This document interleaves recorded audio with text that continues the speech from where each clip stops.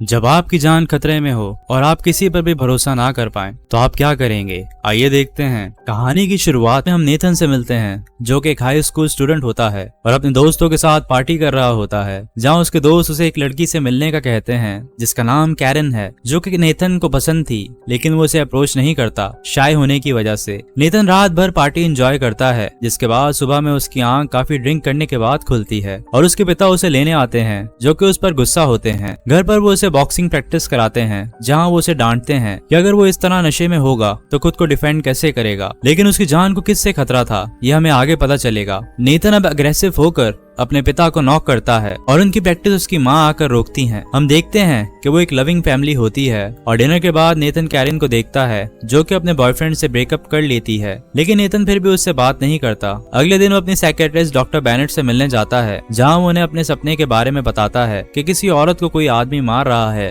और ये सपना उसे कहीं बाहर आया है, जिस पर डॉक्टर बेनेट उसे ये सब इग्नोर करके अपनी लाइफ और स्टडीज में कॉन्सेंट्रेट करने का कहती है। नेथन अब अपने स्कूल पहुंचता है और हम देखते हैं कि वो काफी एथलेटिक है रेसलिंग और किक बॉक्सिंग में, जिसके बाद उसका दोस्त गिली कहता है कि कैरन और तुम एक दूसरे को देखते हो लेकिन इजहार नहीं करते हो, लेकिन नेथन फिर भी कुछ नहीं कर पाता। अंदर सोशियोलॉजी की क्लास में अब सबको असाइनमेंट दिया जाता है, जहां सबको पार्टनर असाइन किए जाते हैं और नेथन की पार्टनर कैरन होती है। और क्या चाहिए लड़के को। इसके बाद कैरन नेथन के घर जाती है, जहाँ उनमें कुछ बातचीत होती है और अपना असाइनमेंट शुरू करते हैं, जो कि मिसिंग बच्चों पर था। वो दोनों भी बात कर ही रहे होते हैं कि मिसिंग बच्चों की वेबसाइट पर उन्हें एक बच्चे की तस्वीर दिखती है, जो कि बिल्कुल नेथन से मिलता था, जो देख वो भी थोड़ा हैरान होता है और कैरन से वेबसाइट का लिंक मांगता है और देखता है तो उस बच्चे का अडल्ट वर्जन वो ही होता है, जिस पर वो शॉक हो जाता है और कपड़ों में उसे अपने बचपन की पुरानी टी शर्ट मिलती है, जो कि उसने तस्वीर में पहनी थी। वो और इन्फॉर्मेशन निकाल कर अपने पेरेंट्स को बिना कुछ बताए कैरन के घर जाता है, जहाँ वो उसे बताता है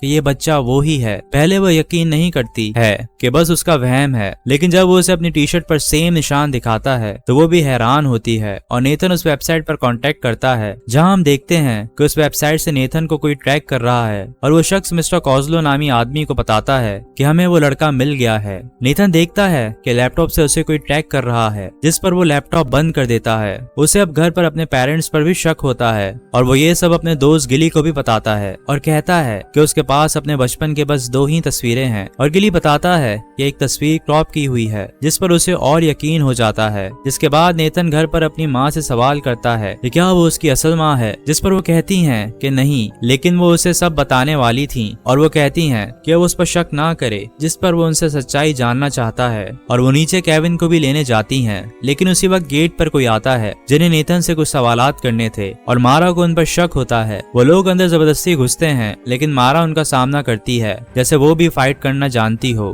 पर अचानक उसे गोली मार दी जाती है। शोर की आवाज से नेथन और केविन भी आते हैं। नेथन ये देखकर बहुत शॉक हो जाता है और केविन उन सब से लड़ता है। नेथन के आने पर केविन कहता है कि यहाँ से दूर भाग जाओ बेटा, और पीछे से उसे भी गोली लग जाती है। नेथन वहाँ से भाग रहा होता है, लेकिन वो कैरन को बचाने के लिए वापस आता है और कैरन को बचाता है। अपने पेरेंट्स को मरा हुआ देख वो बहुत गमज़दा होता है और उस गुंडे से सवाल करता है कि वो कौन है, जो कि उससे कहता है कि ओवन में बॉम्ब है और नेथन ये देख वहाँ से भागता है। इन सब में कैरन को चोट लग जाती है और नेथन उसे लेकर हॉस्पिटल जाता है। इस दौरान कॉजलो भी अपने आदमियों के साथ पेंसिल्वेनिया पहुंचता है। हॉस्पिटल में नेथन 911 पर कॉल करता है, जो कि उसे होल्ड करने का कहते हैं और वह न्यूज में देखता है कि उसके घर के ब्लास्ट को गैस लीक की वजह बताई जाती है। कॉल पर फ्रैंक बर्टन नामी आदमी उससे बात करता है, जो कि खुद को CIA का एजेंट बताता है। वो कहता है कि वो नेथन के बारे में सब जानता है और वो किसी पर ट्रस्ट ना करे, जिस पर नेथन कॉल काट देता है क्योंकि उसे उन पर भी शक होता है और उनकी कॉल को कॉजलो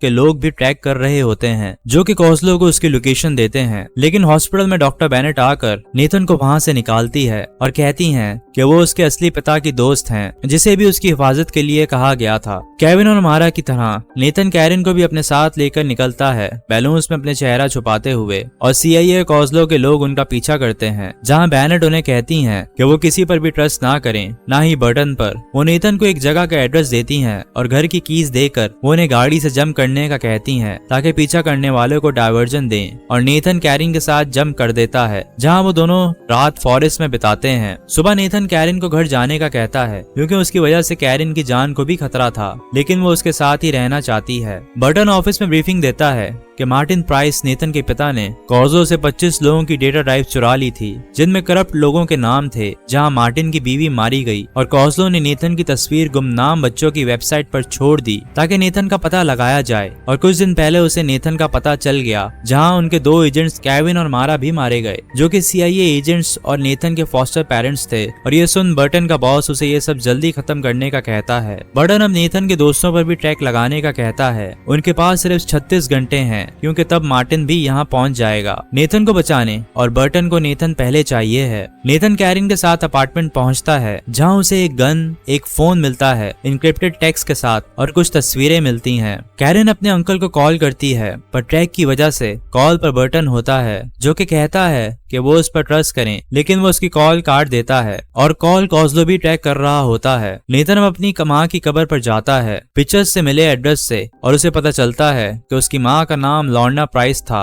जहां वो देखते हैं कि किसी ने फ्रेश फ्लावर्स भिजवाए हैं, और सेमेट्री ऑफिस से पता करने पर पता चलता है कि किसी पॉल रेस्मस नामी आदमी ने वो फूल भिजवाए हैं। CIA और कॉजलो को पता चलता है कि सेमेट्री के पीछे से किसी ने लॉर्ना प्राइस की इंफॉर्मेशन निकाली है, और उन्हें नेथन की गाड़ी की पिक भी मिलती है, जो कि पिट्सबर्ग में होते हैं। नेथन अपने दोस्त गिली की मदद से फेक IDs बनवाकर ट्रेन की टिकट्स लेता है, और कॉजलो भी उसे ट्रैक करके उस तक पहुंच रहा होता है। ट्रेन में कैरिन कहती है कि पता नहीं वो बचेंगे भी या नहीं, जहां नेथन उसे कंफर्ट करता है और उनमें नजदीकियां बढ़ती हैं। फिर कैरिन उन दोनों के लिए खाना लेने जाती है, जहां कॉजलो के आदमी उसे पकड़ के टॉर्चर करता है, और नेथन उसे ढूंढते हुए बाहर आता है, जिस पर उसका सामना उस आदमी से होता है। शुरू में वो आदमी उस पर भारी पड़ता है, लेकिन उसे अपने पिता की ट्रेनिंग याद आती है, जो कि वो उसे ऐसे वक्त के लिए दे रहे थे। और नेथन उस आदमी का सामना करते हुए उसे मार गिराता है और खिड़की से बाहर फेंक देता है। नेथन कैरिन से मिलता है और वो दोनों वहां से निकलते हैं। बर्टन भी अब तक वहां पहुंचता है और नेथन का पीछा करता है, जहां नेथन उससे भाग रहा होता है, जिस पर वो कहता है कि वो उससे क्यों भाग रहा है, और वो उसे बचपन से जानता है, वो भूखे होंगे, क्यों ना बैठकर बात करें। नेथन के सवाल करने पर वो उसे बताता है कि कॉजलो ब्लैक ऑप्स एजेंट है, तुम्हारे पिता मार्टिन की तरह, लेकिन कॉजलो गलत लोगों के लिए काम करता है, और तुम्हारे पिता ने उससे ड्राइव चुराई थी, जिसकी वजह से वो तुम्हारा पीछा कर रहा है ताकि तुम्हारे जरिए वो मार्टिन को ब्लैकमेल कर सके। नेथन को शक होता है और वो बर्टन को कहता है कि उस लिस्ट में बर्टन का भी नाम है, जिस पर वो कहता है कि ये सब बहुत खतरनाक है। और बाहर कॉजलो बर्टन के सभी आदमियों को मार देता है और उन पर हमला करता है, लेकिन नेथन कैरिन के साथ वहां से भाग जाता है और कैरिन को बताता है कि उसे नहीं पता था कि वो लिस्ट उसी के पास है, जो कि उसे अपार्टमेंट पे मिली थी। और डॉक्टर बेनेट ने सही कहा था कि वो किसी पर भरोसा ना करे। उसके पास उस आदमी का फोन भी होता है जिसने ट्रेन में उस पर हमला किया था, और उसे कॉजलो की कॉल आती है, जो कि उसे कहता है कि अगर उसने उसे वो डेटा नहीं दिया तो उसके हर चाहने वाले को वो मार देगा, उसके दोस्तों के साथ साथ कैरिन को भी। जिस पर नेथन उसे वो डेटा देने के लिए तैयार हो जाता है, लेकिन कहता है कि वक्त और जगह वो खुद चुनेगा। वो अपने दोस्त गिली से मिलकर टिकट्स और एक गन लेता है, और उसने फुटबॉल स्टेडियम चुना होता है। अंदर जाते वक्त नेथन को उसके पिता मार्टिन की कॉल आती है, जो कि कहते हैं कि वो यहाँ आ गए हैं और वो अंदर ना जाए, वो खुद अब सब संभाल लेंगे।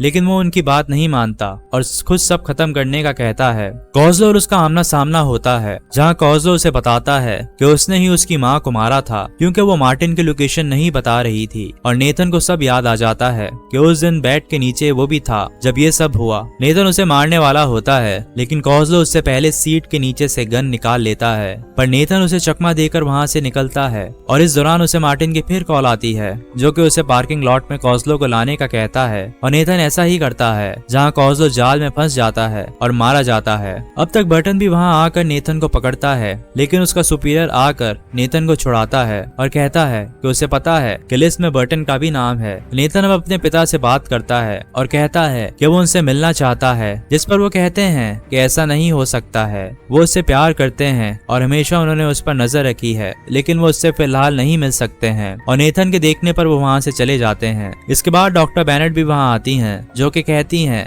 कि नेथन अब उनके साथ रह सकता है और कैरिन एक अच्छी लड़की है, उस पर ट्रस्ट किया जा सकता है। और इसके बाद वो दोनों स्टेडियम में अकेले टाइम स्पेंड करते हैं। और दोस्तों, यहाँ ये कहानी खत्म होती है। तो अगर आपको हमारी एक्सप्लेनेशन अच्छी लगी हो तो तो चैनल को सब्सक्राइब करें और वीडियो को लाइक करें। Thank you.